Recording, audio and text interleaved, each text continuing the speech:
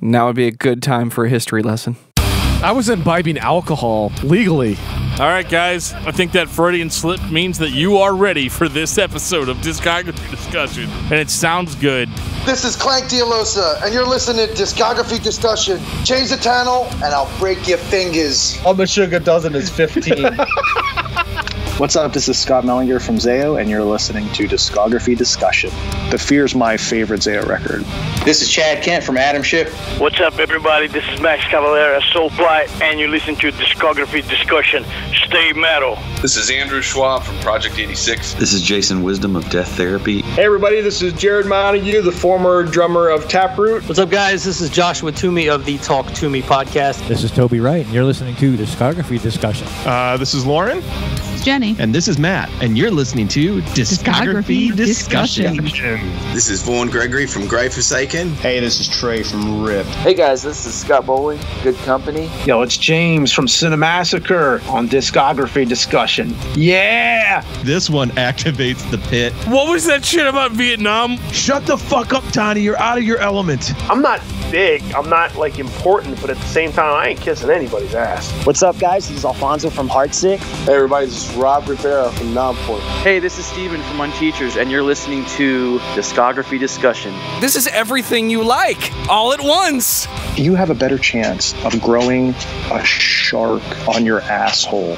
Yeah, that's exactly what I'm saying. Thanks, Geoff. I bought the holy fucking shit edition of this. So fucking what? Cool. Hey, this is Brandon Kellum from American Standards, and tonight we're going to talk about the almighty Norma Jean on Discography Discussion. It's a hard word to say. Discography Discussion. There we go. Better that time. And if Memphis shall be laid to waste from all the dancing around, then you are ready for this episode of Discography Discussion. I am Joe. That is Dan. That is Geoff. This is Brandon Kellum. I'm out here. And this is episode 100 of Discography Discussion, talking about the mighty Norma Jean. 100. How did we pull this off? We just showed up week after week 100 times. It's literally all we did. Brandon helped. Yeah, I think I showed up 3 or 4 of those times, so that's good, right? That's the normal band guy thing. Shows up to 3 or 4 of the practices and skips the rest. It's a lead singer thing. Hey, honestly, when it comes to lead singers, I probably carry more of the gear than anybody else because my talent is way down here, so I know I have to overcompensate. Oh no, dude. Oh no, you don't do that. You just disappear. Oh yeah, no, I tell the guys, I'm just going to grab a beer real quick and then I'll help you. And then, it turns into 2 or 3. What you do is you hide in the van in the passenger seat and put a blanket over yourself. Pro move right there. I feel like Dan's got this experience. Oh yeah, dude. For real. We call the cubby, which is the space between the very back and the very last seat of the van. Oh my God. No one finds you in the cubby. That's the perfect spot. See, I'm too fat to hide in there now. But back then I was a little bit slimmer, so it's a little easier to hide. I saw 16-year-old or 18-year-old Dan, whatever it was, in those pictures way back. You definitely you could have fit back in the cubby back then. Oh, for sure, and I did. But oh my God, Norma Jean. So it has been. I'm trying to think of the first time somebody asked us if we were going to do a Norma Jean episode, and I want to say it was in June of 2017. Yo, dude, where's the Norma Jean episode? I'm like, oh, it's coming. Eventually. And, Dan's had episode 100 planned. 1 year later. He's been having this plan since before episode 1. Yeah, I mean, it was inevitably going to happen. Did you know it would be a pivotal episode? You were saving it for episode 100 or saving it for, some big number? Honestly, it was a tie between Norma Jean or Every Time I Die for episode 100. And I would have been ready for both of those. Yeah, I mean, the guest wouldn't have changed. Although my good buddy John Beatty would probably be pretty upset because he is the self-proclaimed ultimate Every Time I Die fan. If he's such a big Every Time I Die fan, why did he leave the venue to go get food and then end up missing Every Time I Die at the Christmas show? Because he had a lapse in judgment. That's all. I felt so bad for him. I know. I was like, tell him you're an important podcaster. They'll let you in. He's like, no, He dude. messaged me and he said, "Can you go talk to security?" I'm like, "I'm absolutely nobody here. I have no pull with this security, but I'll go talk to them." I'll see what I can do. To them. I not only did I talk to them, but I didn't want him to think that I was bullshitting him, saying I was talking to them. So I actually took a picture of security and said, "Look, I'm talking to them right now. They are not having this." Yeah, they're like anybody named John Beatty walks in here, we need at least 3 dudes to jump him. He's on a podcast. Don't you know John Beatty? Yeah, the podcast has his name in it. It should be. Yeah, well, it doesn't anymore. Officially, we have changed over to Brutally Speaking Podcast. Oh, congrats, by the way. So I thought those were going to be 2 separate podcasts. No. I didn't realize that it's just merging into one, but it's on the network, right? Correct. So we're rebranded now as Brutally Speaking, and so that just takes the place of John's Untitled Podcast, and it is now the official podcast of MetalNexus.net. Now it's a titled podcast. Absolutely. I'm just waiting for the checks to come in. Pretty sweet. Put it in your 2 weeks. Exactly. Time to quit the day job. Right. Exactly. You know what they say? Always count your chickens. Right before they hatch. Right. So. Because you know how many eggs there are. But before Dan spends the entire episode 100 cross-promoting his other show, I'm going to take this time to say thank you to everyone for listening to the podcast. Thank you for listening and for subscribing. If you are not a subscriber, you can find everything Discography Discussion at discussmetal.com. We're on Spotify, Apple and Google Podcasts, TuneIn Radio, Stitcher, so if you have an Amazon Echo or a Google Home, you have no excuse. Ask it to play the latest episode of the Discography Discussion podcast, and it will. We're also on Facebook and on Twitter at Discuss Metal. Be sure to like, favorite, and subscribe. It really helps us out. It lets us know you're listening, and now Dan is going to tell us all about 5-star reviews. We love 5-star reviews here on Discography Discussion. How much do we love them? We love them so much that we want more of them. We really appreciate you guys leaving us reviews, and we read them on the show every time you leave us one. But I think we need to do something special. Now that other podcast that shall remain nameless, Roach Coach, did their 100 reviews. How many of these reviews get you to do an ICP episode? We're not going to do an ICP episode. That's literally... Okay, 1,000 reviews, we will do an ICP episode. Shoot, if Matt Nas gives me $20, I'll talk about the Great Malenko all night. Will you actually wear face paint, though? Because some other people did not follow through. Oh, I will not do that. I would have gone through with the deal. No. I totally would do the face paint. I'm not going to be there for that. I'm sick that day. Whatever day that is. 1,000 reviews. But no, if you guys give us 100 reviews, we're going to do something that also requires face paint. Mudvayne? We're going to do Kiss.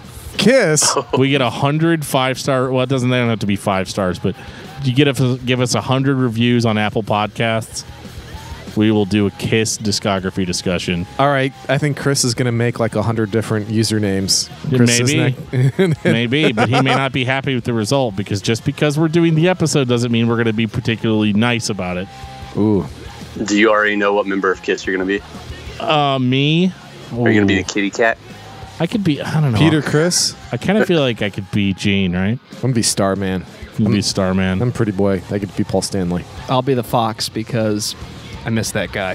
Who's going to be the Ankh Warrior? Brandon. Well, I mean, actually, Vinnie Vincent said that he would come and do the show with us.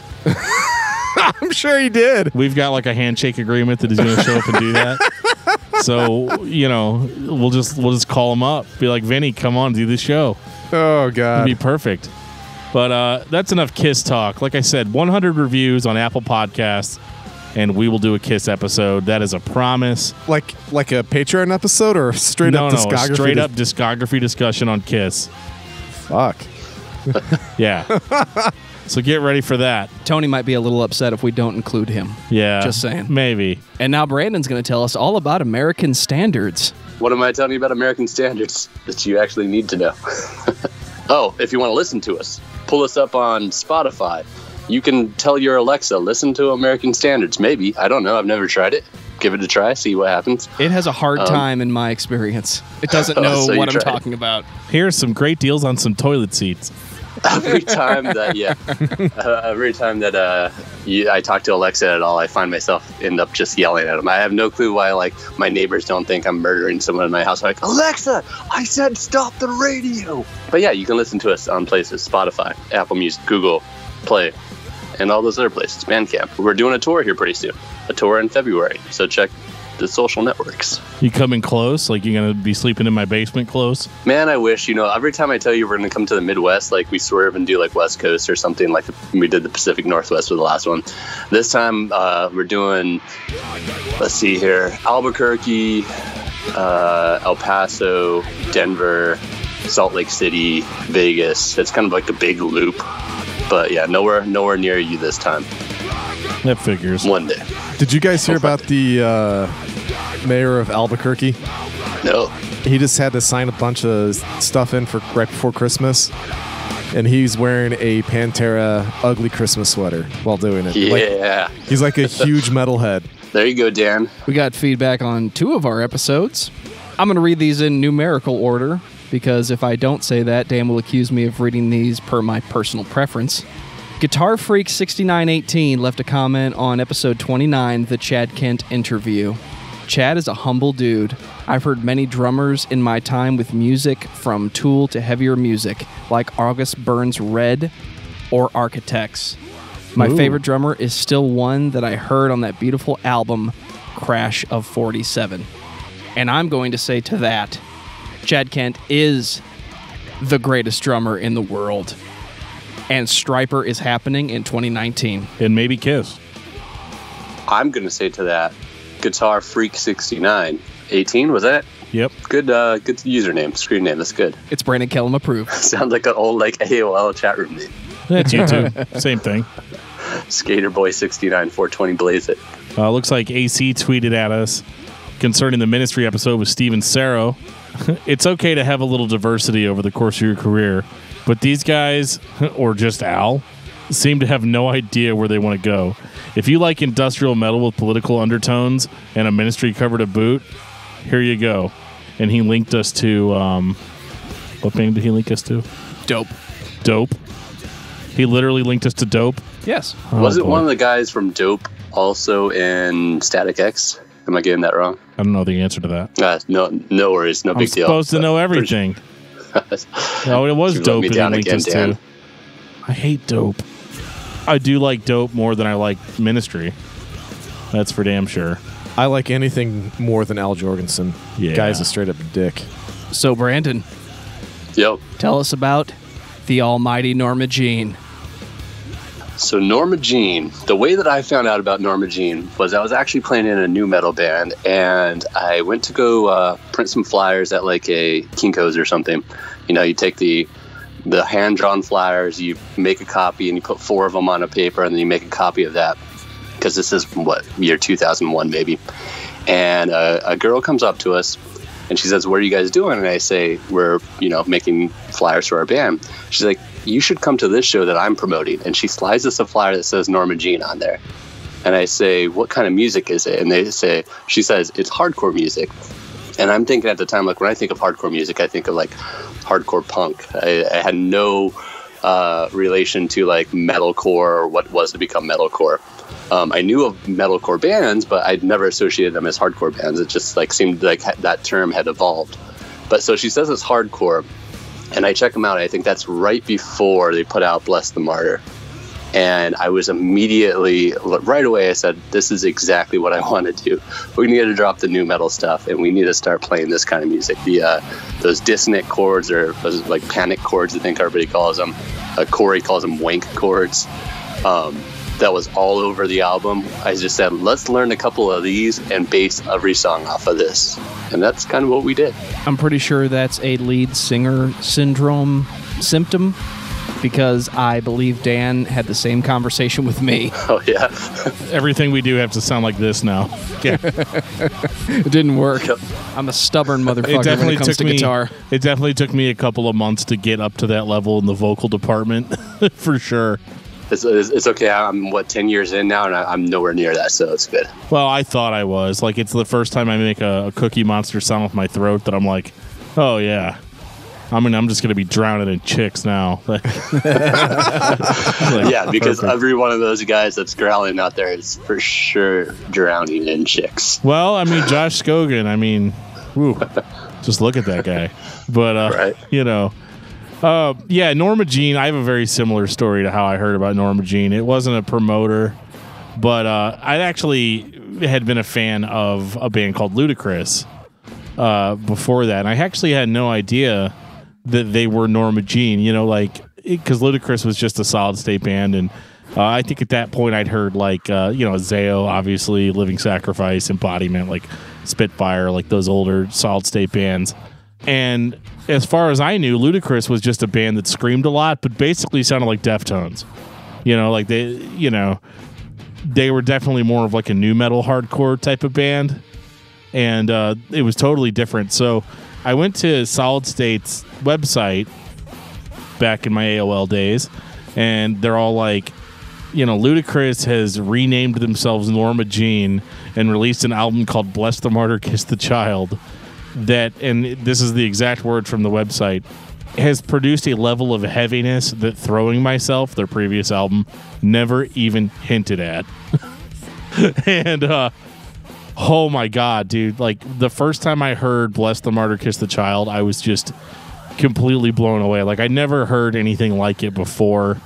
Because like a lot of the bands like Living Sacrifice and Embodiment and stuff, like they were certainly this heavy, but they weren't as crazy. Like they didn't have that spastic sound to them. Like the only thing that I could really compare it to at the time was like something like Training for Utopia, which is funny because when Norma Jean first started touring on this album, they played a couple of Training for Utopia cover songs. There's even a video on YouTube, which we'll link in the show notes whenever I pull it up, where they actually play a couple of Training for Utopia songs, and it just fits so well like with their set. And this was just some of the craziest shit I'd ever heard in my life. The vocals were like unrelenting. I remember whenever I got Bless the Martyr, Kiss the Child, my parents bought me this album at a Christian bookstore, and I got Under Oath's The Changing of Times, and I got Living Sacrifice, Conceived in Fire. Damn, wall-to-wall bangers. Yeah. Dude, it completely changed like how I looked at music. Like it was definitely a weird foundational purchase. My parents bought all of them. They had no idea that these records sounded like this. And I remember, I mean, I would argue to say those three albums too are all three albums that kind of form that whole, at least the burst of like Christian metalcore bands, or I guess as people were saying, hardcore bands, right? Where everybody wanted to do that for a solid 5 years after that. Yeah, I mean, all it's missing is a copy of Fertile Words Collapse, right? That's all it really needed. But I listened to the album. I thought it was crazy, and I didn't really know what to think about it.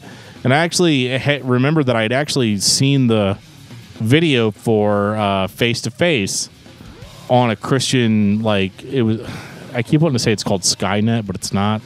It's like Skyrock or G-Rock or something. It was a music video service, like this Christian cable network that existed back then. And I remember my band, I was in a band at the time called Jelly Donut, and we played a show at a Christian coffee shop called The Cave, and they had this cable network playing on the TVs, and it was right before we went on stage, and I saw this crazy video. I didn't know who the band was. I didn't know anything really about them, but they were like thrashing really hard. Like I remember it was just like dudes in a dark room and like jeans and black t-shirts, and like they were just headbanging the whole time. It was just the craziest thing I'd ever seen. And I was like, oh man, that's weird. And then we went on and played our show, and I think that show was whenever I was like, I'm gonna try screaming like a lot during this, and it didn't sound good, but Joe actually has the recordings. If you contribute $1,000 to our Patreon, he'll send you the recording of that show. I was gonna say $500, and I'll post it to YouTube. Very good. That was kind of my first exposure to that sort of stuff, but then it wasn't until I got the album that I was like, oh my God, it's the same band. And I remember because Buddy, who's sometimes on the show, he used to drive me to school every morning, and because I was in high school, and I'm like, hey, he's like, yeah, we're gonna listen to Project 86, and I was like, no, let's listen to this band Norma Jean that I got the CD from, and I put it in. He was driving a shitty like old Monte Carlo. It wasn't shitty; it was a really nice car, but I put it in his CD player, and like he gets like a minute and a half into the first song. The entire world is counting on me, and they didn't even know it. and he just like couldn't take it, so he like switched to the next song face to face, and it was like that like immediately, and then he's like, oh shit, he flips it to the next song, Memphis will be laid to waste, and it's like he's like dude, there's just, this band doesn't fucking let up. Like it's just pound you in the face the entire time.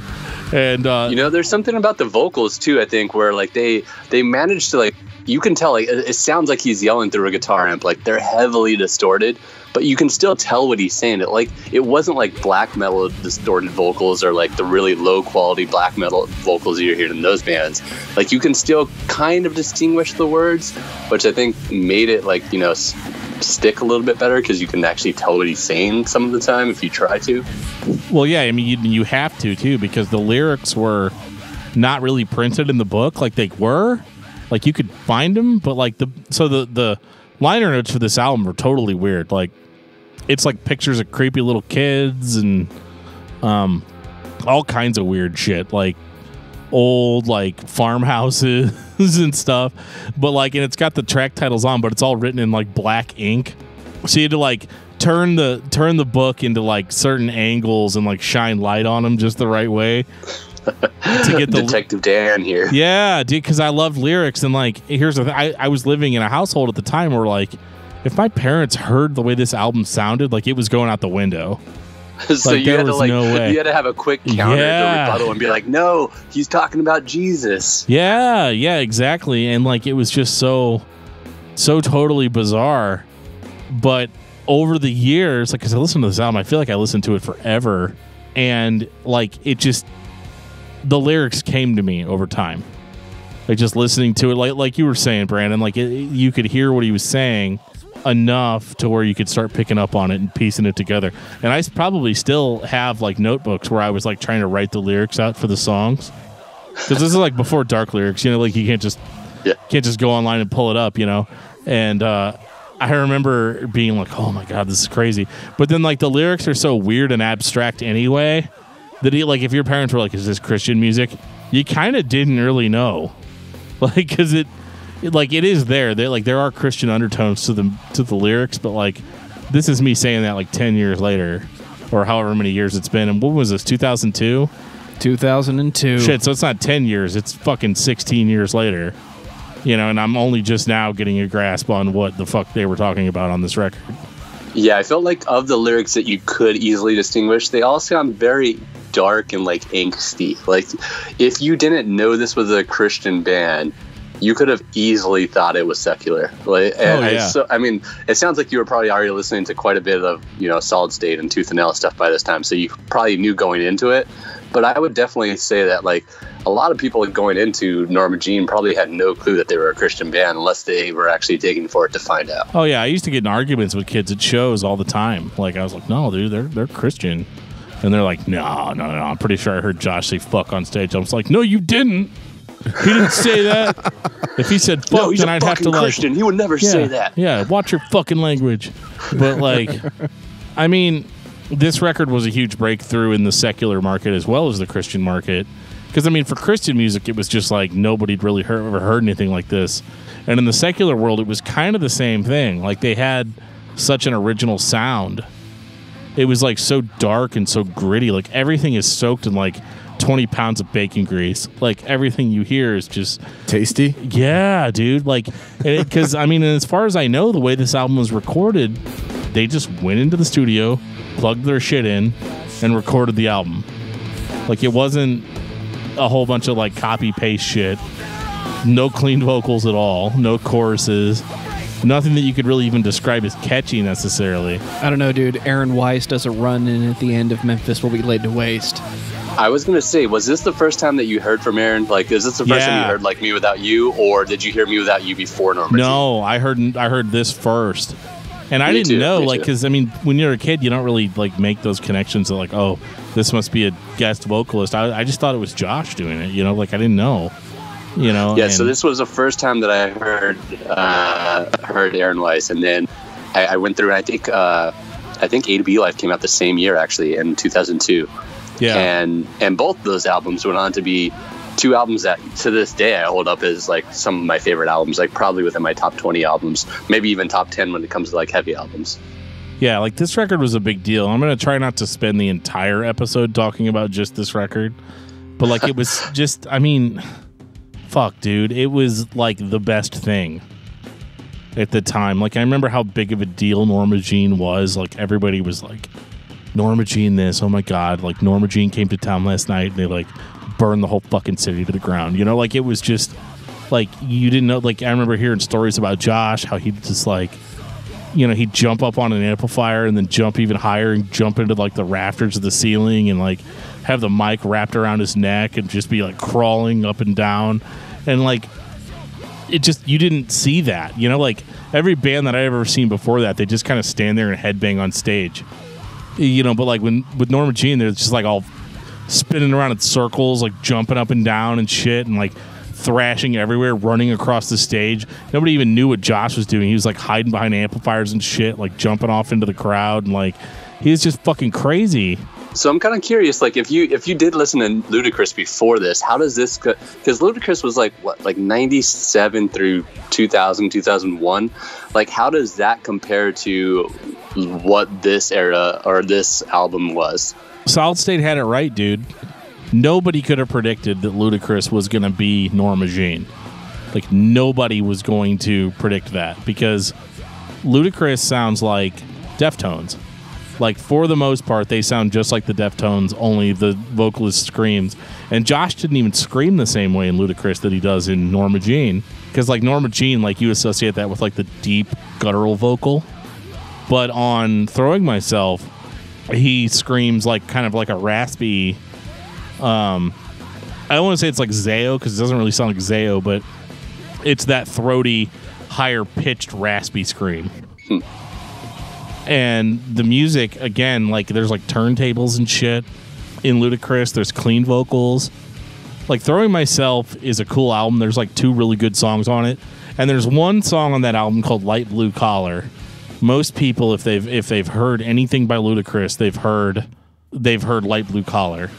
And that is probably the closest hint of what you're going to get with Norma Jean, just like a year later. And what takes Ludacris to Norma Jean, where Norma Jean now like has this big buzz? Is it like a change in label, in your opinion? Is it like they just completely changed their sound? It sounds like what you're saying. Like their live shows now just insane. Like what makes them go from Ludacris to Norma Jean? And I guess like also like, do they just go to it because maybe actually the rapper Ludacris, or is it, you know, some other reason? I personally haven't even looked into it. They changed their name because of the rapper. This is when Ludacris the rapper was really starting to get big. Fair. And now they didn't spell it the same way. They were Luti, Luti, Chris, Kriss. I mean, both being from Georgia, I can funny. see how that'd be confusing. Yeah, so they changed it into Norma Jean, which I believe Norma Jean means, like in Latin or something, like patterns of God's grace. So they went with that because they were still like really good Christian boys back then. And they were. Like I remember them talking about Jesus on stage and stuff, and they did all that stuff that Christian bands do that kind of annoys people. Preaching. But again, Norma Jean was so cool that people didn't care. And Bless the Martyr and Kiss the Child. It's the latest album by Ludacris. The band just has a different name. If you look at it that way, this is the result of everything they did before. Well, it kind of is, but like it isn't, because like I hear a lot of Coalesce on this record, and I didn't hear any of that on Throwing Myself. So it's like they just changed influences. They went in a much more like Coalesce, Converge type of direction that you'd never even really heard on Throwing Myself. The only thing that's really extreme about Throwing Myself is the vocals. And again, they don't even sound like they do on Bless the Martyr. And to say like 4 or 5 years of the band Ludacris is like, that's pretty significant in band years, right? Most bands are a couple of years, so, and especially back then. So to say they did that for 4 or 5 years, and then this was really what made them break as a new sound, a new name, and everything. It's kind of interesting. And then they went on to change members a million times since then too. Yeah, well, I think that like, I mean, even in the secular world, I mean, obviously in the Christian world, there was nothing like this. But then in the secular world, you had like what? Coalesce, Converge, and you had like Dillinger Escape Plan.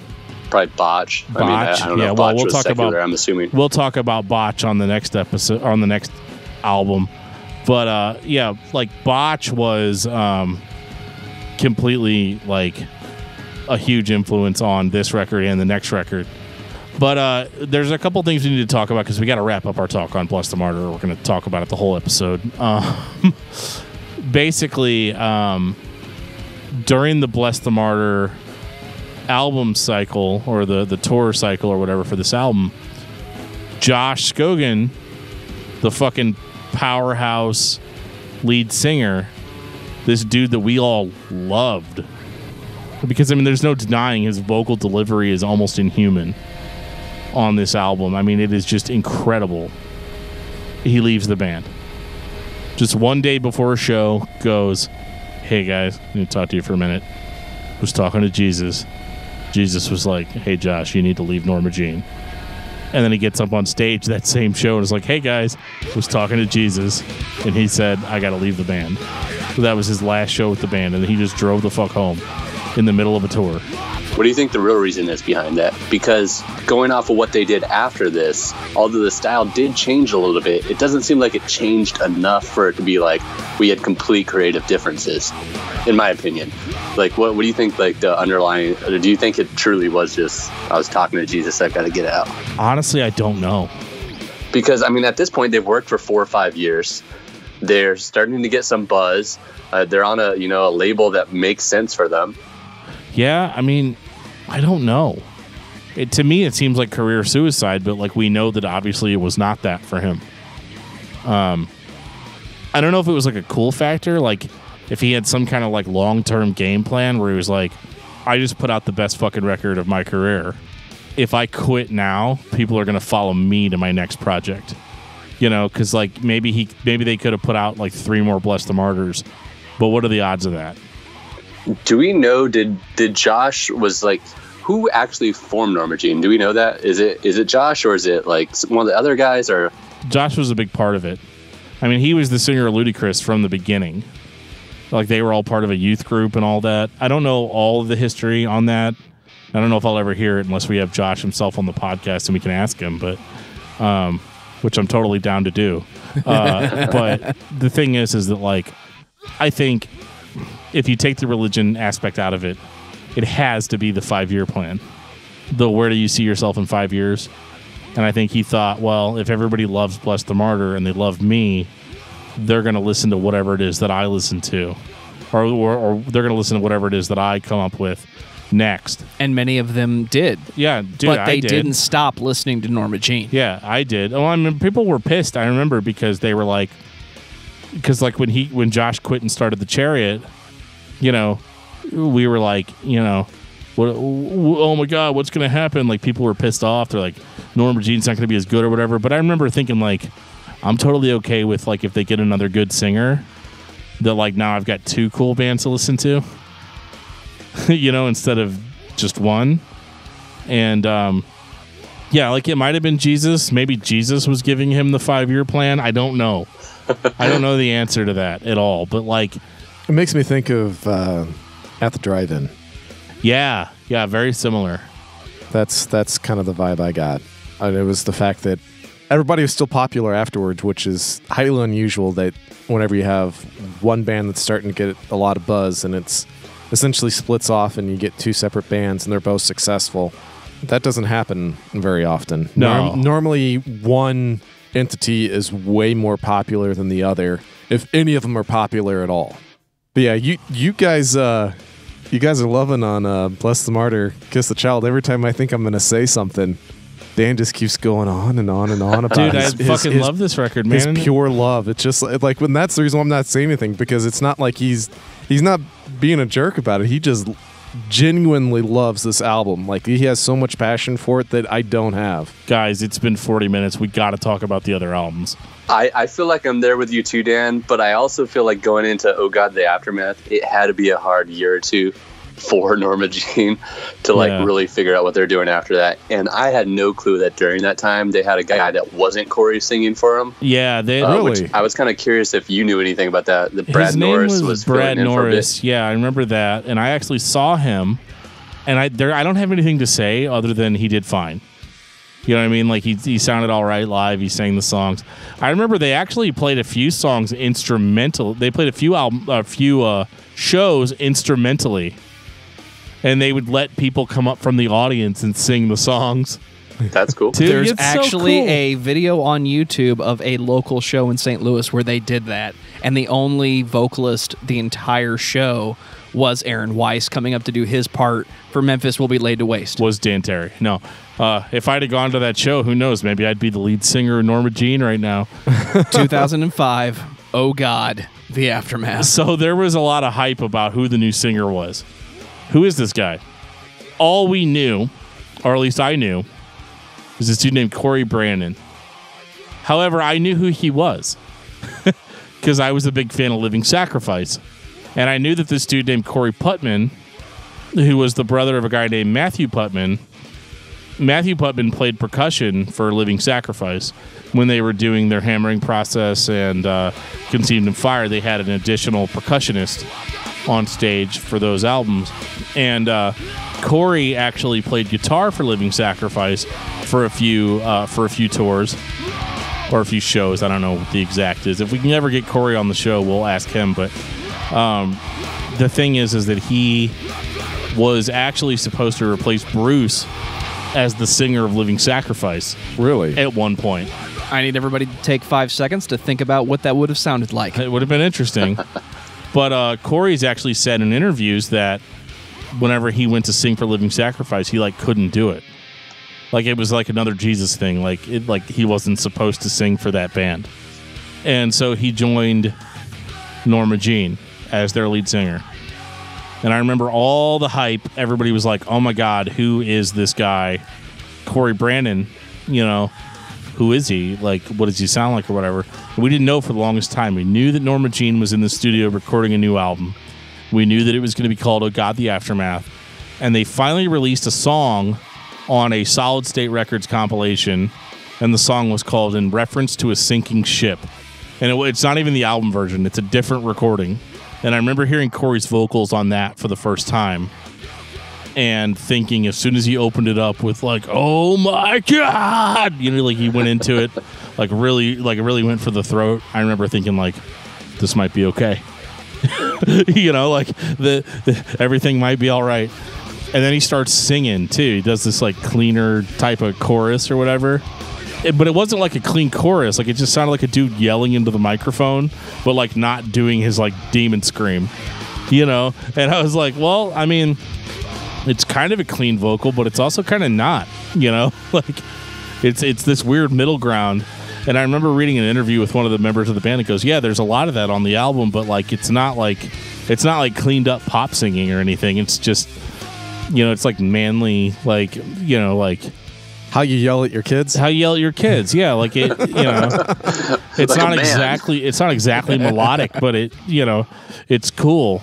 It gave me a bit of it definitely wasn't radio rock. It wasn't like butt rock, but it gave me at that time, and maybe this is only in contrast or comparison to the prior album, but when he sang, it gave me a bit of a nu metal vibe, which I was kind of on the opposite path. Like I came from nu metal and I was going towards more extreme stuff.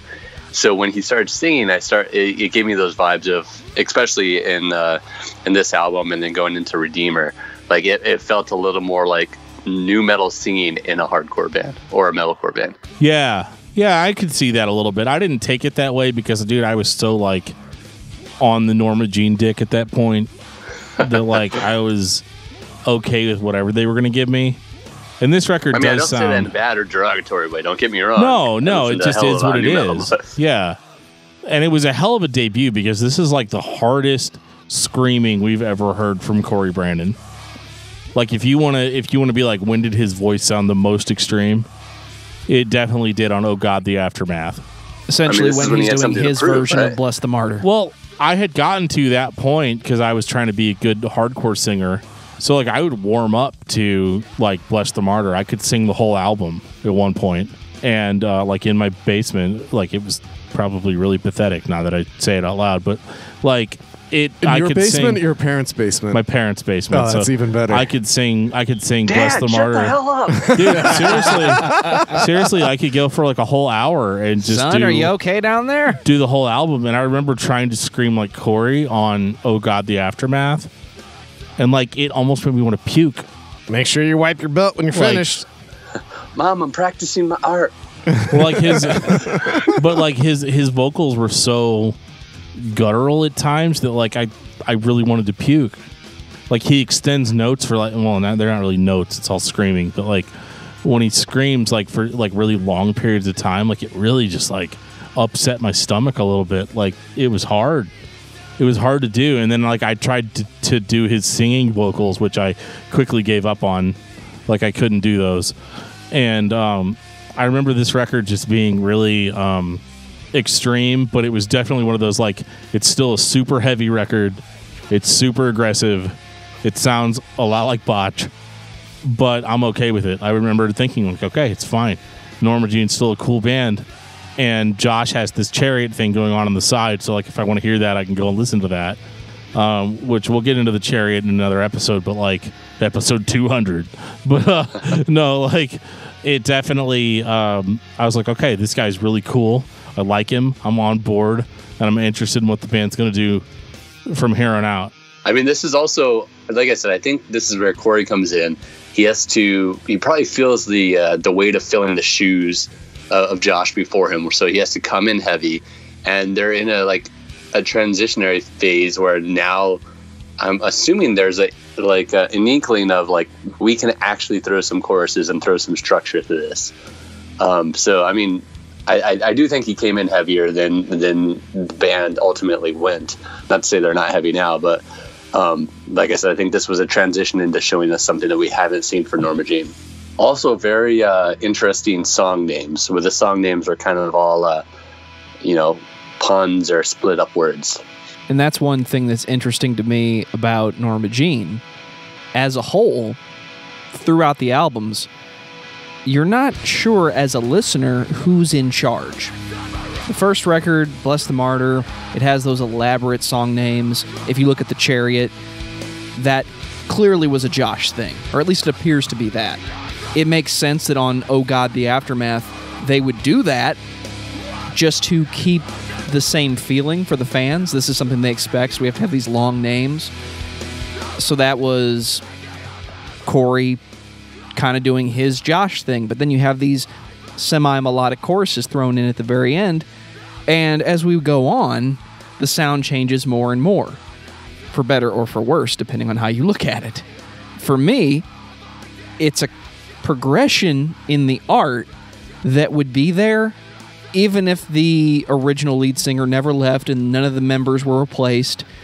It would have been exactly the same from the listener perspective. I do have one thing to add that I find kind of interesting, since we keep referencing Botch all the time. The dude that did the producing, engineering, and mixing on this album actually has worked with Botch. That explains everything. Yeah, so I'm like, okay, well, that kind of we were kind of putting two and two together without even realizing it. This is one of my favorite things, but can I disagree with Joe for a minute? I don't think that this does sound like it would have sounded if Josh had been in the band. I think sonically, as a listener, I think we probably would have got that first Chariot album in some form from Norma Jean. Because, Oh God, the Aftermath, the only negative I can really say about it, it is the cleanest sounding Norma Jean album. It is, like, compared to Bless the Martyr, which was, like, soaked in distortion and feedback, Oh God, the Aftermath is still crazy. It's still spastic, but it sounds super clean. Super, super squeaky clean. You know, this may only be like looking at it in hindsight, but I don't mean this in a bad way to the other members of Norma Jean, but I almost feel like the rest of the guys playing the instruments in Norma Jean need a captain to steer the ship. So to your point, Dan, like Josh was going to go off and create the Chariot, like that sound, regardless if he did that with the guys in Norma Jean or he did that with, the guys that became the Chariot. And then with Corey now, and looking from this album till today, it really seems like Corey steered the band in a different direction, and now has become very much like, the person that seems to be making the decisions in the band. Like, he seems to be the face and the voice of the band, not only as a singer, but the person that's kind of leading the direction of the band. That becomes blatantly obvious in 2 albums. Yeah, I mean, I agree 100% that they was definitely a captain type of situation. There's not a lot of bands, I think, where the lead singer contributes everything, like especially not in metalcore. But like Corey was, or is, a really skilled guitarist, and he wrote a good majority of the songs on Oh God, the Aftermath. So he definitely did steer the band in a different direction. Now, I agree with what Joe was saying about, like, for the listener, I think the only reason this album is as crazy as it is there was a certain expectation built up of this is what the fans want to hear. They want to hear Norma Jean. They want a fast, in-your-face, spastic type of record with long song titles. It has to be that. But it still sounded different enough to establish Corey as, hey, there's a new captain on board. And he owns it really well. And I also think like this album was a pretty pivotal or beloved album. Like, I feel like for a lot of Norma Jean fans, like, you're either a Bless the Martyr fan, or you're like, Oh God, the Aftermath. Those seem like the 2 albums that people really, kind of cling on to as their own. For me, listening to Bless the Martyr first, Bless the Martyr was always kind of mine. And I started to fall off a little bit, and then I come back on a few albums later. But it's interesting with the guys in American Standards being a couple of years younger than me. They're very much in the mind that, like, Oh God, the Aftermath is a pinnacle of Norma Jean. And we did the 10-year anniversary. They did that little 10-year anniversary tour of Oh God, the Aftermath. And that was like the biggest thing in the world for all the guys in American Standards, because this is the album they hold to as like I said, like the pinnacle. Like, when you look at this type of music, this is what it needs to be. Well, yeah, and it's almost an impossible achievement in that we changed lead singers. We had the most hype surrounding our band ever. We released another album, and we didn't fuck it up. Like, it's still beloved. And as far as Norma Jean goes, if you're only concentrating on the Corey aspect of it, this is technically the first Norma Jean album as we know them today. Back on what Brandon was saying, I'm kind of a third party on that. I'm the weird, Green Party independent, because I didn't really get into them until later on. I had somebody walk into the video game store that Dan and I used to work at, and they had a band jacket that was just tagged up and down Norma Jean stuff, and I'm like, Nora Jones? I'm like, no, that's I'm like, what the fuck? They have like a jazz, musician tagged all over their jacket, and I'm like, okay, I'll check it out. So I didn't actually really get into them until, or pay attention to them until Redeemer, and that actually wasn't even my favorite album. Let's talk about Redeemer then. 2006. Oh man. So the first time I heard Redeemer was on a MySpace album stream. It was like 2 weeks before the album came out, and they're like, fuck you guys. Here's the album. Listen to it. Bow at its greatness. It starts off as a distortion feedback-soaked affair, which culminates in one of their very first choruses where Corey screams, let's break out the shotguns. We're going to town. And they do.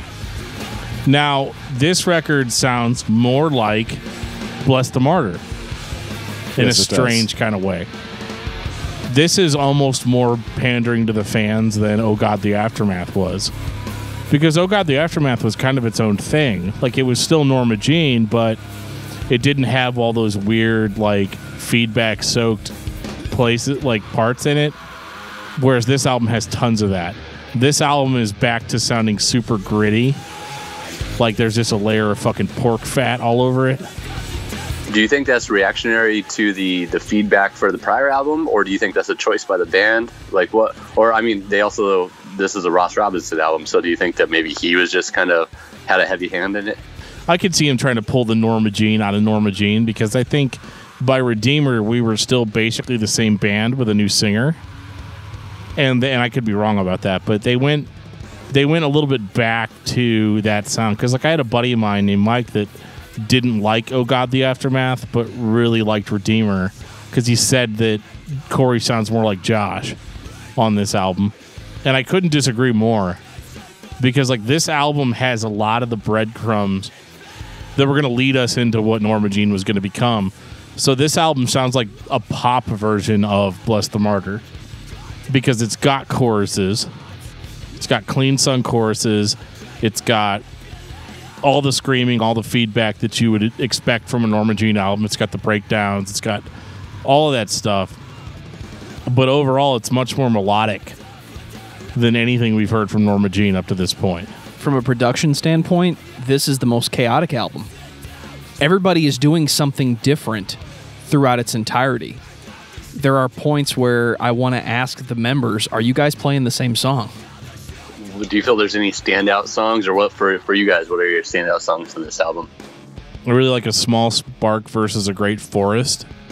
That's mine too. Yeah, that was really good. And it had kind of more of like Corey's more emotional singing on it. And The End of All Things Will Be Televised is great, because it's like a total throwback to Bless the Martyr. Like, that song and The Longest Lasting Statement basically sound like songs off of Bless the Martyr, Kiss the Child with Corey singing on them. And they sound great. Like, I love them. Small Spark, The End of All Things Will Be Televised, A Grand Scene of Color and Film, Blueprint for Future Homes. Yeah, Blueprint for Future Homes was like the single they released off of this. And you can totally see why. I mean, it's got a really great chorus. It's very catchy. So can we talk about Corey singing a little bit here? Because like on Oh God the Aftermath, he sang, but it wasn't quite like this. It wasn't like in the chorus type of singing. Whereas in this album, he goes full chorus. I will say, and maybe my detriment if Corey's listening to this, I don't think that Corey's voice works for every band. Like, he doesn't have a smooth pop croon or anything that you'd be like, oh, wow, those clean vocals are, like, outrageously exceptional. But you put it in Norma Jean, and it works for some reason. Like, it works 100%. Like, he's not the greatest singer in the world, but for Norma Jean, he's the greatest singer in the world. Do you think he's convinced you as the listener that he is the lead singer and this is how it's supposed to sound? Yeah, because like I don't bat an eye at it. I can't imagine Norma Jean without it. The moments when he's singing and I want to say, what did you just sing? Little mashed potato mouth going on there, Corey? I quit caring about it years ago. If it wasn't there, I wouldn't feel the same way about these songs. Yeah, that's fair. And you know, like, one thing that I haven't asked him, or I don't know if I would ask him, is I wonder if like he truly, if it was a battle to say that he wanted more singing or more choruses. Because I look at, like, as we're looking into the future, when he starts doing 100 Suns, and it is more choruses and more structured, if he was trying to always push that with Norma Jean, and it was kind of like a give and take, and this is kind of the pinnacle of what the balance is, you know, the balance of heavy but still having structure and still having some choruses. Yeah, I think he pushed for that, but again, I don't think he pushed for it in like the we want to sell this many records kind of way. I think it was just like, we can't always just play like Bless the Martyr type shit. Yeah. We did that already. Yeah, there has to be a point where we have to write songs that people are going to remember, songs that are going to really stick with people, and songs that you could have an emotional attachment to. And it's hard to have an emotional attachment whenever you're just feedbacking over breakdowns. You know, it is hard because the emotional attachment is testosterone, you know, on that stuff. So you get a little bit more melody, you get a little bit more chorus on Redeemer, and if you're smart, you're hearing it and being like, okay, it's possible that this band could go full melodic before they go back to being heavy, and that's exactly what they did. Ladies and gentlemen, The Great Divider, 2008, The Anti-Mother. I have zero problems with this album. I think the only reason I can say that is I am not holding on to Bless the Martyr as the greatest Norma Jean album. This album as a whole is great. Knowing that they spent time in the studio in one of the most guerrilla situations I've ever seen on film, literally shoved into a corner room in the basement that had just been converted into a studio within that week, just hammering these songs. Creatively, I'm intrigued by that. Because at a glance, it looks like they wrote it in the studio a la Metallica, which is a little frustrating if you've ever seen the making of. You've got a guy who I assume is the producer with earplugs in the room with them, basically barking orders at the drummer. Do this, do that, do this, do that. And it turned into this. Also, Chino's in the room. Yeah, I was going to say, with this one, they started doing some co-writing with Chino, which is interesting because, like you said, it went more melodic. So almost where they started, where you're drawing those connections to Deftones with Ludacris, they end up back in that a lot more than they had ever been. I have to say I like it. This is the version of Norma Jean that I personally like the best, and I know that I'm on my side of the line. So I don't know if anybody else is on the other side of the line, but I dig it. I like it a lot.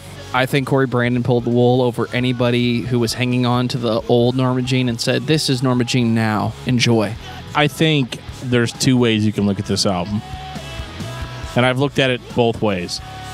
The first way is, what the fuck happened to this band? Like, I don't listen to Norma Jean for the singing. I don't listen to Norma Jean for the, more melodic songs or slower paced songs. I listen to Norma Jean because I want to fucking dance at shows and I want to punch people to strobe lights and I want to hear them play fucking Memphis Will Be Laid to Waste. And like they could play that 12 times and I'd be totally satisfied. You still get that at every show. Yeah. Usually with Josh Skogan showing up at the end. Right. The other way to look at it, though, is that like Norma Jean couldn't sustain themselves off of that sound forever. And Oh God, the Aftermath, they didn't. They took a break from the Bless the Martyr sound.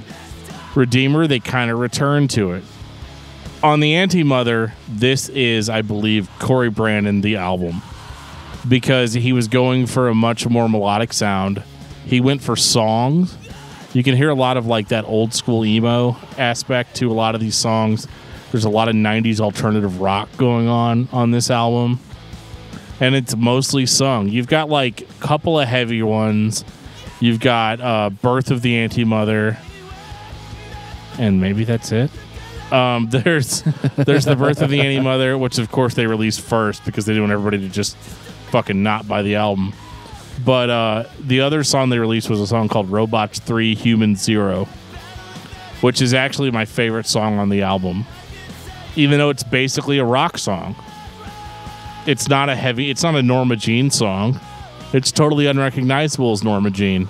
And I've actually heard Corey say in interviews that this album was necessary for them to put out because it draws a fucking line in the sand.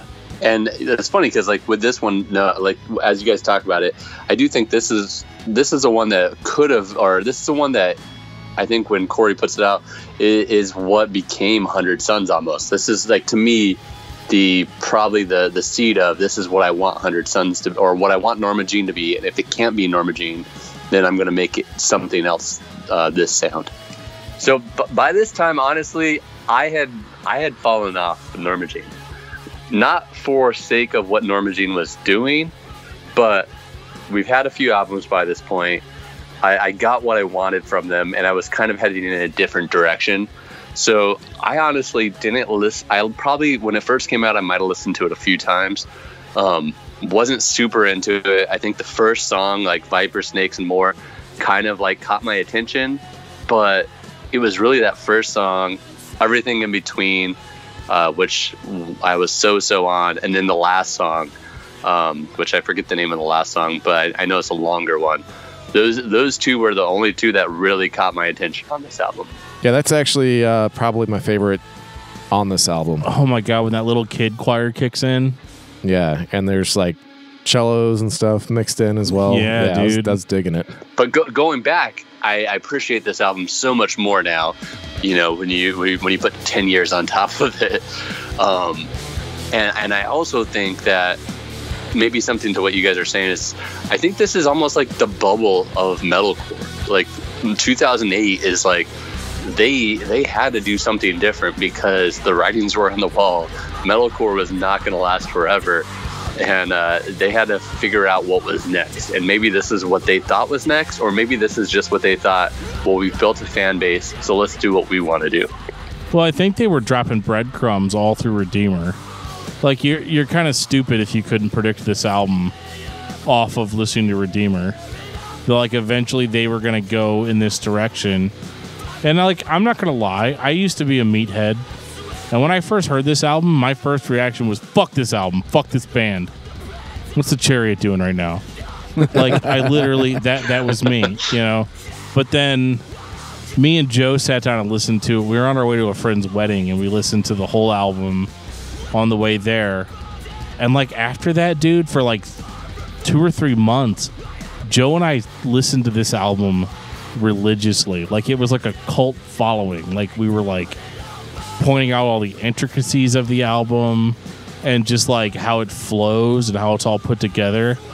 And we just came to the conclusion that it's an amazing rock record put out by Norma Jean, because like I was talking about, it's not clean sounding. It still sounds, like I said, like that 10,000 pounds of bacon grease on top of it. It doesn't sound like a pop rock album, but it's a rock album put out by Norma Jean. And that was just something that you had to accept. This is the new norm. This is the band moving forward.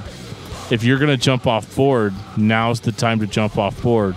But if you stick with them and see what they actually have to offer, you're going to find a little bit deeper of an experience than you would get with just Bless the Martyr Part 2.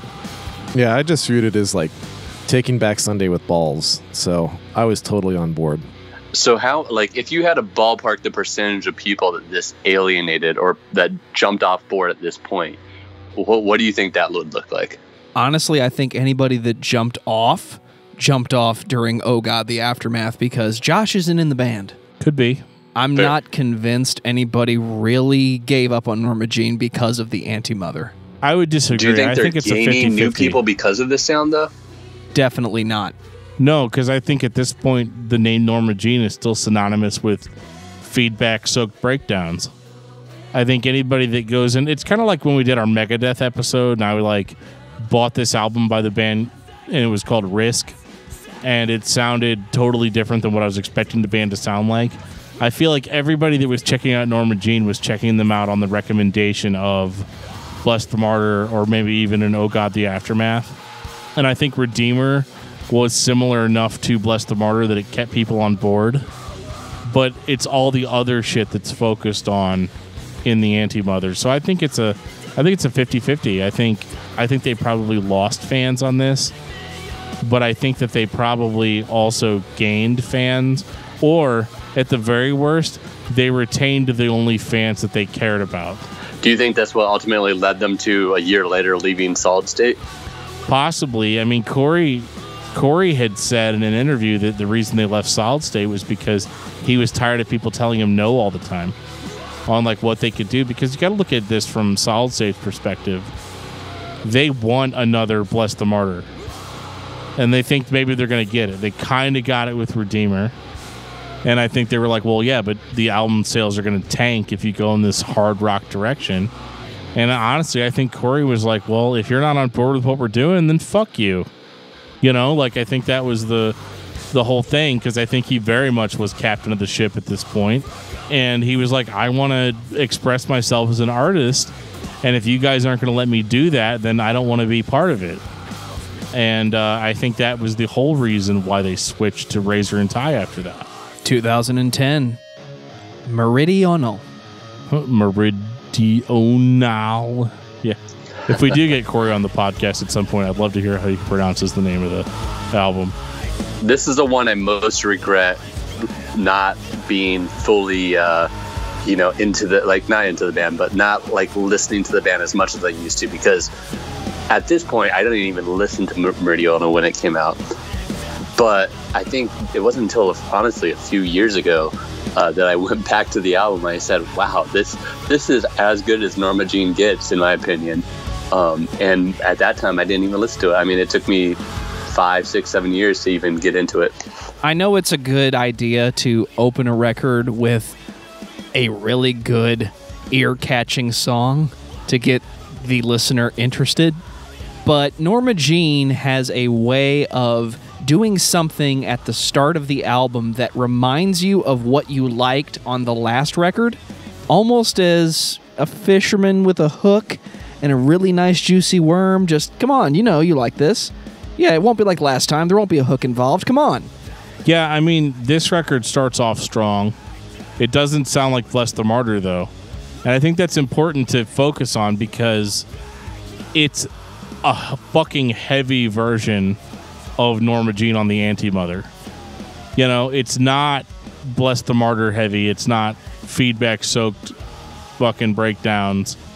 It's the Anti-Mother version of Norma Jean playing a much heavier style with more screaming, but there is a differentiation there. So when Corey has said in interviews that, like, the Anti-Mother was a necessary record that they had to put out in order to show people that this is where we're at now, I think this album brings back the chaos, but it brings back their own version of chaos that they've carefully curated and released for us. And again, I think there was a little bit of deception in the marketing for this album because the first song that they released like a 10-second teaser of the Anthem of the Angry Brides. And that song is like a very chaotic song. I don't think it sounds like Bless the Martyr. That's my favorite song on the album, too. Yeah, dude. Like, it's no like, surprise. But it's like, it's different than Bless the Martyr because it's not just like heavy chords, you know, and feedback. It's like heavy riffs, but like with like this weird, intricate lead guitar work. But it still sounds super chaotic and super weird. And Corey screams his lungs out on that song at the end where he's just like, "You're not getting under my skin." You know, like it's a fucking perfect song. But I understand that like this song was basically released and teased to get the old Norma Jean fans back on board. Like if you jumped off the ship for Anti-Mother, you might jump back on board for this album because of that song. And that's kind of a hard task too, because by this point the band's been around for, you know, well over a decade, and they've gone through, you know, several different band members, different sounds. They've experimented with different stuff, different labels, and then now with that song, like you said, if they're trying to get people back. They're trying to get people back that, you know, if they listen to them at 18, they're 28 now, you know, or if they listen to them at 15, they're 25. They're in a very different point of their life. So it's, do they need to get people back, or do they need to figure out what will get the young crowd back into them, you know? Yeah, I don't know if this was aiming at the young crowd, though, really. Like, I don't know who this album's for. I feel like it's for me because I love it. I think it's for themselves. I don't think it's for... Yeah. That's wise, Geoff, because I think that explains every Norma Jean album from now on. Yeah, I think they make music for themselves, and they leave it up to the listener to interpret it how they feel. Yeah, this is the Corey train. You want to get on? Yeah, I've been on. He said on Redeemer, "I'm going to ride this train to the end. The last stop is the cemetery." You know, and I believe that 100%. Because I think Corey is still like, I'm the lead singer of Norma Jean, so like I like to throw down and do these heavy songs, but I also like to have a little bit more meaning to my music. So like the first big single off of this album was Deathbed Atheist, which, you know, for any of the Christians that were listening to the band who weren't sure if the band was still quote unquote Christian or not, like I feel like a song like Deathbed Atheist, like, no, guys, we're still the same Norma Jean that you guys love. You know, we're being a little bit more clever about it. we're not being as angsty or whatever. Because like I feel like Corey's lyrics from here on out are like equally praising of God, but also like questioning of God. And I think that's more important for somebody that's going through like a spiritual journey to weigh the pros and cons. weigh the situation, you know. So you disagree with like blind faith? You have to be able to ask those questions, right? And I don't think that Norma Jean is a blind faith band. I think Corey believes what he believes, but is giving us a dose of like reality. Yeah, I think because you're right, because the blind faith thing, you know, you're lacking perspective. Correct. And I think that's part of the reason why I do enjoy these albums. I was texting Dan earlier. I never quote stuff, and we were going back and forth on multiple times quoting, you know, different songs. I think the lyrics are very, very clever, and they actually do invoke a process of thought. Whereas I think earlier on, it was just all about, like Dan said, about being a meathead, and it's just, you know, kick some having ass. one cool line that everybody would scream at the show. Yes. Yeah. Like taking a knife to a gunfight. You know, like, yeah, and like that was cool. It's still cool. It's I still no dancing around. Yeah, like it's still cool. But like this is much more clever, you know. Yeah, this is more my speed. As well.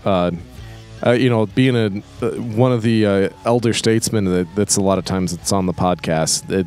This is more, I guess, refined. I think they've actually, it's been almost like fine wine. They've gotten better as the time has gone on, at least from lyrically. I've really enjoyed it as time has gone on. And I was not expecting that, because I normally don't sit down and listen to lyrics. And it really actually made me want to think after listening to songs, which is highly unusual for me. Well, and really, Geoff, I mean, if we can be just transparent as we can be, when I told you like Norma Jean 100 episode 100, this is going to be our fucking peak, you know, this is going to be our pinnacle episode, I think you were like, I mean, I think the band's cool, but I don't understand you guys' obsession with them, you know. And then he heard the Anti-Mother, and he heard this album, and yeah, and I think am I on the right track here? Yeah, because it really it wasn't until the Anti-Mother that I really got on board.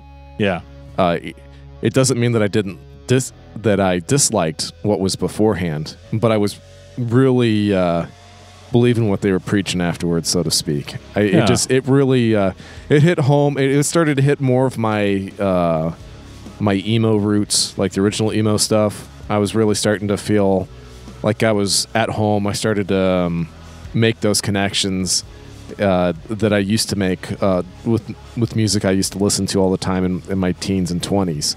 So you believed what they were preaching when they stopped preaching? Yeah, pretty much.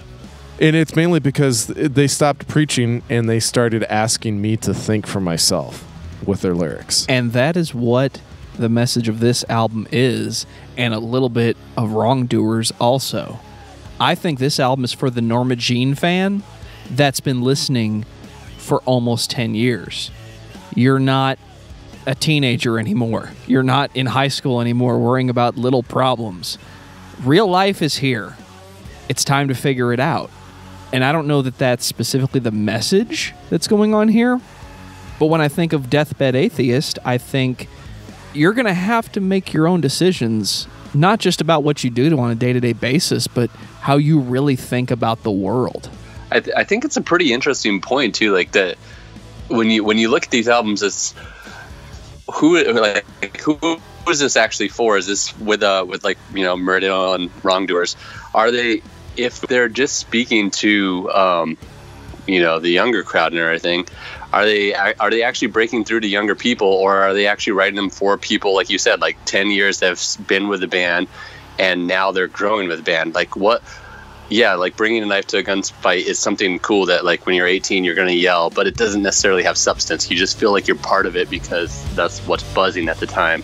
But now, as you talk about it, you know, 10 years down the line, they put out these albums. These albums might be something that have a little more substance that you're actually thinking about, that you can actually, you know, that have longevity, not because of one cool line, but because it actually has more depth to it. Because we're all getting older. Not just you, the listener, but me, the musician. Can I say this?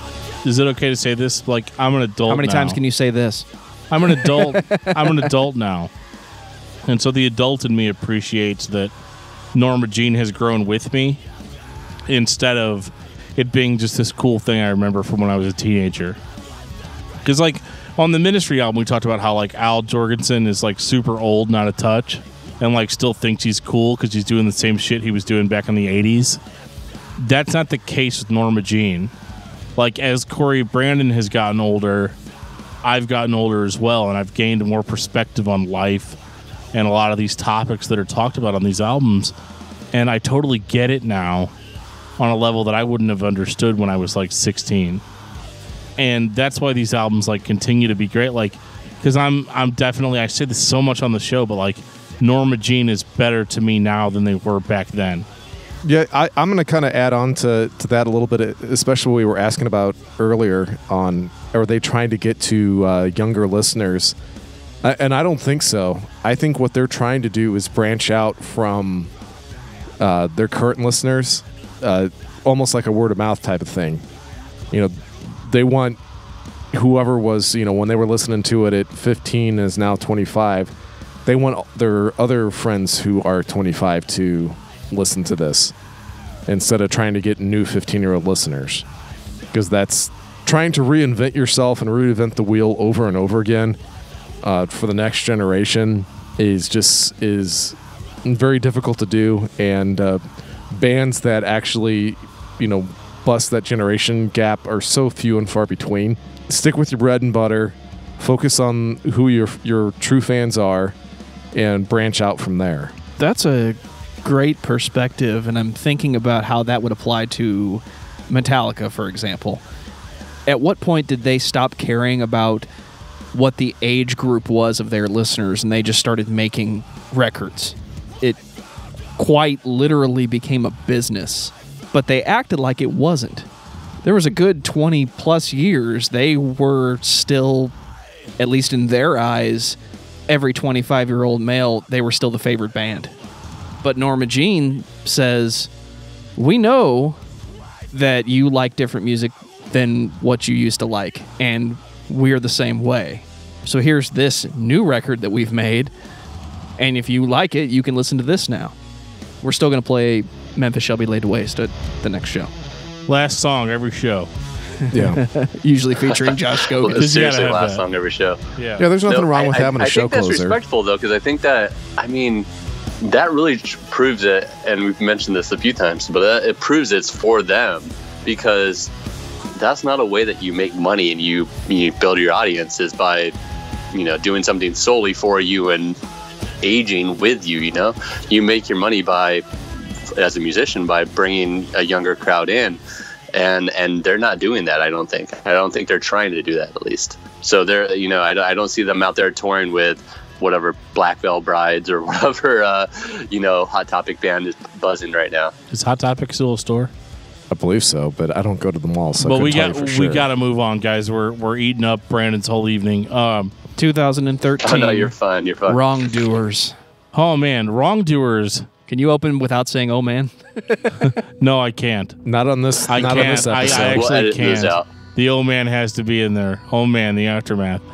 But this album kicked my ass, dude. This is 100% where I'm back on board. So I heard this for the first time and I said yes. Well, like, to jump onto what Joe was saying about, like, how Norma Jean has this way of doing an introductory track that, like, it's like a hook with a worm. So, like, since Anti-Mother, I'm into the more melodic, atmospheric Norma Jean. So they do that shit on this first track. Like, it's totally subverted in that, like, they don't just release a Bless the Martyr type song first. Like, the first song, Hive Mind, is like a long fucking song that's atmospheric, but it's like now what I've come to expect from a Norma Jean album. And I loved it. I loved the build-up on that song. And then they fucking come in with If You've Got It at 5, You've Got It at 50, and just fucking burn the house down. Like, right in front of you. They're like, oh, by the way, we're still that band that kicked your ass back in 2002. So we're going to do that for you right now. Yeah, that song and Funeral Singer, I think it's called, were both the ones that stood out for me big time. Oh, my God, dude. Like, it was like, oh, my God, I'm getting the new Norma Jean that I love, but I'm also getting that crazy fucking Norma Jean that I loved, you know, when you were a teenager. When I was a teenager, and to have all that on one record was just like not contrived. Like, I don't feel like they were doing it to just keep the old people on board, because like they should have done that back in Anti-Mother if that's what they were gonna do. But like, if you got it at 5, you got it at 50. Is an amazing song. It's like the noise and nothing more. Who's to blame? Who's to blame? You know, like it's just you and I. Like it's just fucking great. And the video to this song where they're like having a fucking kegger at this house, and then like they're drinking milk though. They're not drinking beer. And then at the end, like halfway through the video, they all start puking. Like puking milk all over the place, like into the pool, into the. I mean, it's so cheesy. Like you can tell they're using like fucking fake vomit, you know, inducers and all this shit. Like it's so fucking. Brandon, you need to take inspiration from this. We need to actually do this. American Standards' next music video is the Dairy Challenge. Dude, seriously, like I will chugging the gallon. I will drive out to your place, dude, and as long as you do the video and I get to be the first one that pukes on screen, like we're doing that. I would want nothing more. This is amazing, and this song just killed it. But actually, my favorite song on this record isn't this one. It's actually the title track, Wrongdoers. Because Wrongdoers starts off heavy, like you'd expect from Norma Jean. But the chorus is so fucking infectious. Like, I can't get over it. It's just like, we came for killing. Hopeless, yes, we know, but we don't mind. Like, it fucking works. And it's just everything that I love about this band accumulated over time into one song. And like when he ends it off with that loud scream, it's just like, you know, and you know I never listened, and you know that I'll never learn. Like I was just like, fuck, this is me right now in 2013. Like it's exactly how I feel about all the past mistakes I've made in my life, you know, and how in a way I've grown a lot, but I'm also still the same asshole I was the whole time. Yeah, I was out in outer space in 2013. I think I was nothing but like Cybreed. Oh no, dude! Outer Space is in 2016. Yeah, that's the next album. Yeah, I know. Okay. I'm just having a little fun. I'm about to have a religious experience. Brandon mentioned Funeral Singer. That's one of my favorites. That in Sword Mouth, Fire Eyes. That was the other one that I dug on this. Did you see the video for that song? No, I don't watch music videos anymore. Okay, I'm gonna try to explain this as good as I can, but I know Joe's just gonna link it in the show notes. But Sword and Mouth Fire Eyes starts off with this dude surfing at the beach, and there's a shark after him. It's very obvious the shark's after him, and so he gets out of the water and goes to work, and the shark fucking follows him to work. Okay, and then the whole time like Norma Jean's like in the office singing. You know, and like it's not even the heaviest Norma Jean song, but like holy shit, like this video makes the song. So does it get work, and then like the shark like gets a job there. Like you see the shark in the office with his boss, like shaking his hand or whatever. Oh my gosh! And so like there's this part where like the copy machine breaks, and like he's looking at it and he can't figure out what's wrong with it or whatever. And he's trying to fix the copy machine, and then the fucking shark just like walks over and like Fonzie hits the machine and it starts working again. And everyone's like, oh my god! So like. The shark, like, and then, like, his boss comes in choking on something. And, like, everybody's like, oh, my God, what do we do? He's choking or whatever. And, like, the shark walks over and gives him the fucking Heimlich maneuver. And then, like, fucking... so, like, the shark becomes best friends with his boss. And, like, shark becomes, like, employee of the month. And, like, this dude's just, like, watching all this happen. Like, everybody at the office loves the shark. And, like, they're all best friends with the shark. And then so like he fucking goes home at the end of the day. He opens up his front door and the fucking shark's just sitting there in his living room. And he fucking like, all right, well fuck it. And he just walks over to the shark and puts his head down, and the shark fucking bites him in half. Like it's fucking crazy. But like, now is it like some dude in like a shark costume like you would see like with dude? It's pure cheese. Yeah. It's okay. So it looks like some like those idiot T-Rex. Yeah, it looks just like those T-Rex costumes. It's nice. Just totally fucking cheese, and it's great. I'm gonna have to check that out, even though I'm not a big music video watcher anymore. Oh, no, this one's totally worth the 3 or 4 minutes All right, I'll check it out. We'll link it in the show notes. Sounds good. It's so great, and like it's so powerful. Like that song is really powerful, and like makes the video so much more than it is on its own. I mean, Corey is like straight up a melodic singer now. Yeah, and I like it, and it works. But it only works for Norma Jean or 100 Suns later on.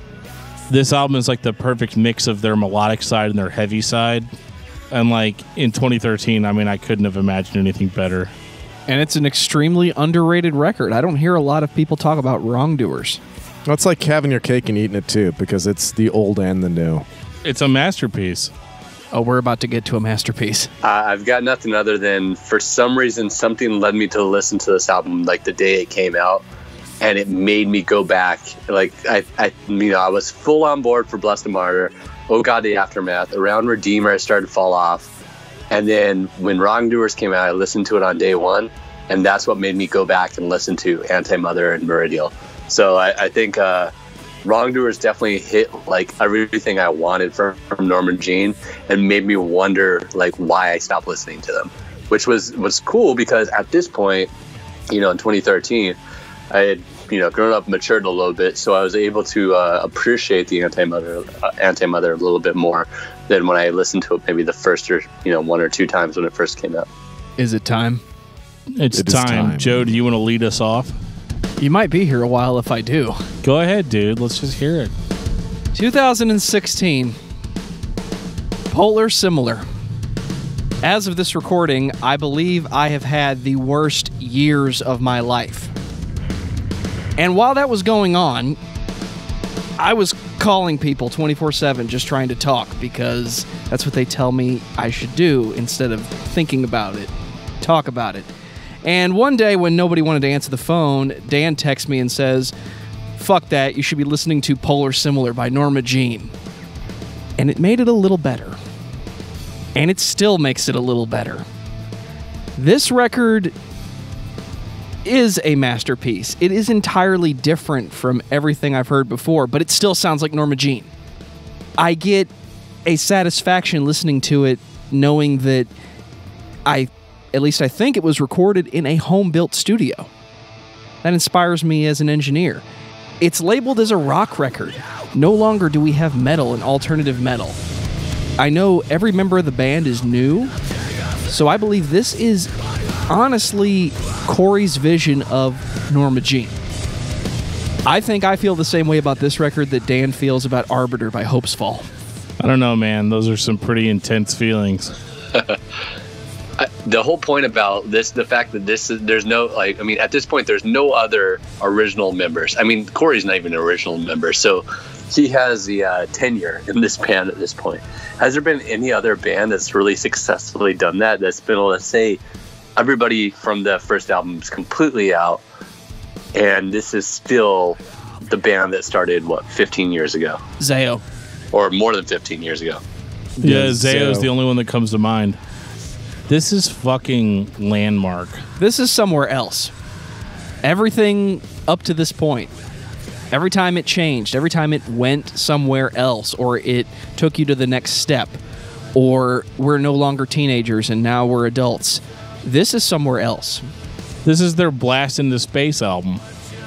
Like, they really doubled down on the atmosphere. Like, the atmosphere was there on previous albums, but it was just there to be there. Like, it was just the way you were supposed to feel while you were listening to it. This record creates a feeling of disconnection with planet Earth. And I can't get over how it takes all of the melody, it takes all of the passion, the 10,000 pounds of bacon grease that's still there, and it creates an album that gets 1,000,000 watts.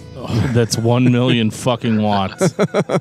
Like, that was one of their most streamed songs on Spotify, from what I saw. Yeah, dude. Like, it is crazy that this band is still as relevant as they are this late in their career. And, like, I can't get enough of it, dude. I still listen to Polar Similar, and I hear things that I didn't hear before. Like, this doesn't sound that different than Wrongdoers as far as, like, the overall sound goes. But, like, it does. It feels like its own branch of Norma Jean, like something that I hope we hear on the next record, but I don't know if we will or not. Like, some of the lyrical themes on this album, like 1 Million Watts is kind of a unique perspective of a man that's in an abusive relationship. Like, some of the shit that he says on that song is like, I feel bad that you're angry, and I'm sorry. I don't care for what it's worth. If it ever comes down to me or you, you're probably going to die. I'm not fucking around. And that I'm not fucking around definitely got some flack, right, on the internet? A little bit, but not as much as you'd think. Like, I mean, Under Oath went, like, full-on secular or whatever. Like, they were like, we're no longer a Christian band, so we say fuck on our album. But, like, Norma Jean, it wasn't like that. Like, if you listen to that song and you listen to the perspective that it gives on the situation that it's talking about, the I'm not fucking around doesn't... It's appropriate for the lyric. Yeah, they're not saying fuck just to say fuck. No, not at all. And it's really weird, too, because the band did go back to Solid State for this release. Like, Wrongdoers and Merit did blah, blah, blah, blah. That album... like those two albums were on Razor and Tie, but they're back on Solid State, so to have a fuck on a Solid State release is kind of different. But, like, I didn't care. Like, I mean, I might have cared back in 2002 when I had to, like, explain it to my parents. But, like, now, like, I'm an adult and I get it, and I don't have a problem with it, and I don't think it's a reflection on his, like, spiritual well-being or whatever. You better hope your parents aren't listening to this, Dan. They're going to be very upset with you. They're going to be so mad. No, I 100% agree. I mean, I don't think it's a big deal, but I just remember seeing the headlines of, like, places like Lamb Goat and Revolver, like, posting, you know, is Norma Jean still Christian? They said fuck in a song. Right, even though Corey said and in fuck the comment in how many section, like, interviews. going nuts on it, you know? Right. I think one of the things, at least how it is with my kids, with my teenagers, is they're on YouTube 24/7. You know, the F-bomb is just part of the vernacular that everybody uses now. It doesn't have that taboo feel that it had 15 years ago. And I think that's part of the reason why he can say it, and it's not that big of a deal whenever you look at it in context. It would be, it's, you know, when it's outside of context that you would say that there might be a problem, and I think that's probably the people that took umbrage with the fact that he did say fuck. Yeah, and it feels like more of like an old school line of thinking. I think like maybe the whole idea of him just being real with it is almost like the same thing as if you follow like Matt Carter and guys from Emory with their podcast Bad Christian and stuff. It's like when you make yourself just a real person and you allow your, you know, whatever, you allow yourself to be vulnerable, you allow your flaws, and you allow yourself just to get the level of everybody else, I think you have a greater chance of letting people listen to you and what you have to say. And I think doing, like, you know, what they're doing with this, just saying it as it is, saying it as like anybody else would talk about something, I think probably brings more people into the message than it alienates. It may just alienate the people that are of like the older mindset. Yeah, I think I agree with you. I think it just alienates the people that probably weren't going to listen to the music anyway, because they're just like, ooh, you know, that's metal. You know, it's the same people like my grandmother that bought me my Carmen CDs when I was a teenager. I mean, those are the type of people that are probably, like I said, taking umbrage with the word that he said instead of listening to the message that's being presented. Yeah, and it's not really a popular message either. No, it's not, but it's an important message. And I've challenged it from day one. I don't think he actually says fuck, and if he does, somebody edited out the consonant. Yeah, it's not committal at all. Committal being the key consonant. I mean, You can tell me that's what he said, and I'd believe you if you told me, and I'd believe him if he told me. But when I listened to it, nobody heard it. I want to know where it came from that, oh, it's this big controversy. Norma Jean said fuck. I'm like, how many times have I listened to this record? And I've never heard it, and I'm listening. But yeah, like beyond that, though, there's all this weird shit on the album, too. Like all these weird spacey interludes. The people. Yeah, or it's like a fucking weird the British telephone. To repeat what Dan has thing. said over and over so far, if we get to talk to Corey, I have to know where that came from. Yeah, I need to know. What's that weird-ass calliope thing going on too on one of those tracks. Yeah, too. I don't know. I mean, is it a calliope? Is there just somebody just like mimicking it on a synth or something? I have no idea, but this album has some of the best Norma Jean songs on it that you're ever going to hear, and the atmosphere that it creates. I don't want to ruin it for anybody. I would recommend, after listening to this podcast, listen to the whole thing all the way through. Like, take the time, because it's really worth it, and it's a confirmation of everything we've been saying. I love this band. There's not a lot of bad things I can say about it, and I just really hope that we're communicating that well enough to the people that are hearing this. Is that your final thought, Dan? Yeah, I mean, for my final thought, I would definitely have to quote Clank Dialosa and say, I want more! You know, I want more albums like this, or whatever they've got for me. It's probably going to be fine no matter what it sounds like. Jeff, what about you? I'm going to have to say I was very pleasantly surprised with the progression and how they were able to do a really good job of keeping... You can always, whenever you hear the songs, you always know that it's Norma Jean, but they've done enough to recreate themselves as time has gone on to keep it interesting as well. And that's kind of the fine line that bands always try to walk, and I think they have done so quite successfully. Most bands either sell out or they keep doing the same thing over and over again, and they can't figure it out. And I think these guys, got it done in spades. I think that's musical masterpieces that people ought to be checking out. This is really, really good stuff. The Brandon Kellum of American Standards. He's so official. Yeah, no, I think Norma Jean spawned a whole generation of hardcore and metal bands that were using those dissonant chords that were, in maybe the realm of Christian or secular. But I think it definitely, and I mean, I can't name a whole lot off the top of my head, but I definitely remember during that time, so many local bands that all had just like people's names as their band name, that were doing like the hardcore metalcore stuff. So I think they influenced so many bands. I'm really excited to see what they do next. I know they keep posting on their socials that they're working on stuff. I know Corey probably is more active than any of the other guys in the band. And it makes me wonder, now that he's put out the 100 Sons album, if that's going to be his avenue to do what he's doing in the melodic realm.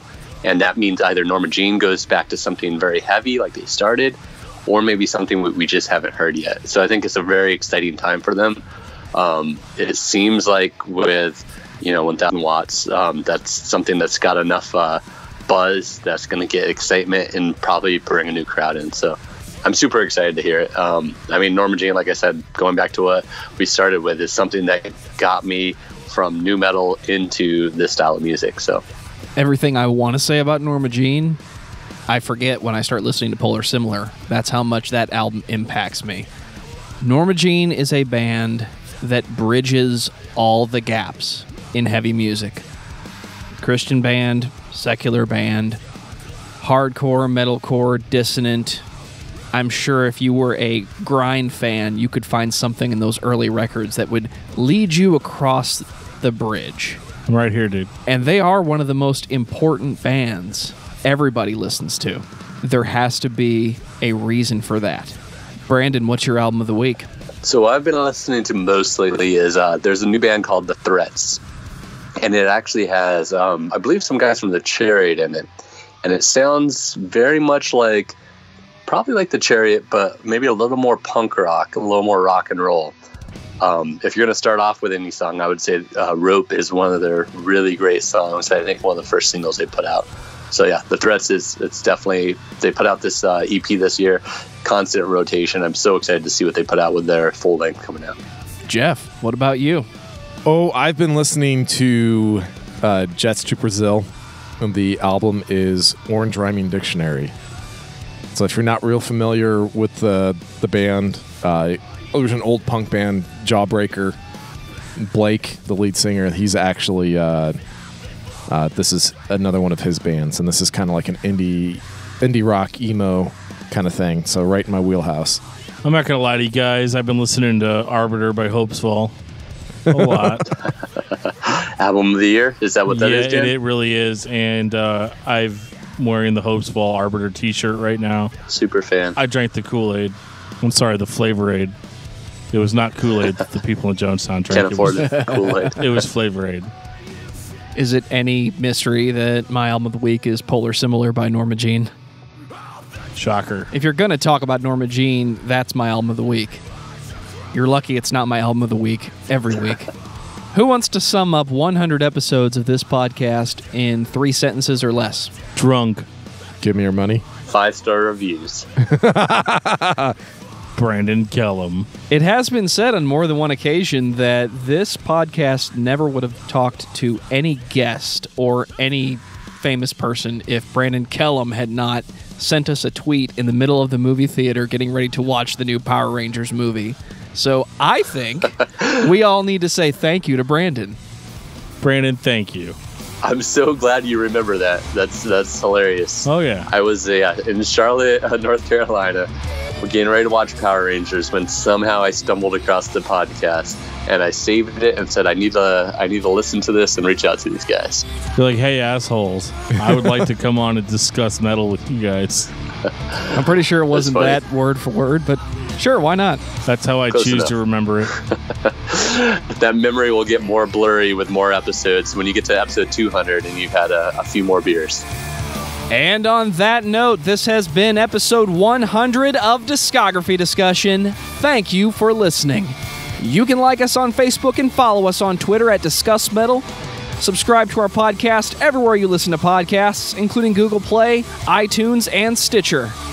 Visit discussmetal.com for all things discography discussion, and please send questions and comments to danandjoeshow@gmail.com. If you are not a patron, you can become one at patreon.com/discussmetal. We have some sweet perks. Give me your money.